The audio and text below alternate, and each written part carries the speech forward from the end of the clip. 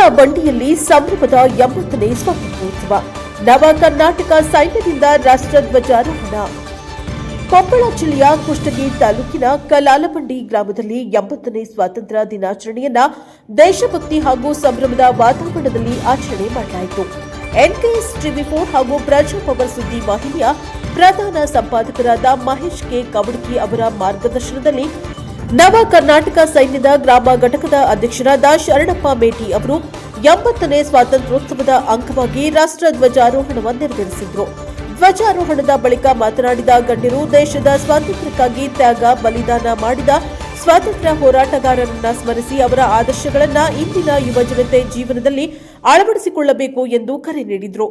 ದೇಶದ ಏಕತೆ, ಸಮಗ್ರತೆ ಹಾಗೂ ಸಂವಿಧಾನದ ಆಶಯಗಳನ್ನು ಕಾಪಾಡುವುದು ಪ್ರತಿಯೊಬ್ಬ ನಾಗರಿಕನ ಜವಾಬ್ದಾರಿಯಾಗಿದೆ ಎಂದು ಅಭಿಪ್ರಾಯಪಟ್ಟರು. ಕಾರ್ಯಕ್ರಮದಲ್ಲಿ ಗ್ರಾಮಸ್ಥರು, ನವ ಕರ್ನಾಟಕ ಸೈನ್ಯದ ಪದಾಧಿಕಾರಿಗಳು, ಯುವಕರು ಹಾಗೂ ಸಾರ್ವಜನಿಕರು ಭಾಗವಹಿಸಿ ರಾಷ್ಟ್ರಧ್ವಜಕ್ಕೆ ಗೌರವ ಸಲ್ಲಿಸಿದರು. ದೇಶಭಕ್ತಿ ಘೋಷಣೆಗಳೊಂದಿಗೆ ಕಾರ್ಯಕ್ರಮವು ಸಂಭ್ರಮದಿಂದ ನಡೆಯಿತು. Bureau report Pavadeppa Chautagi, NKS ಟಿವಿ4 ಕುಷ್ಟಗಿ.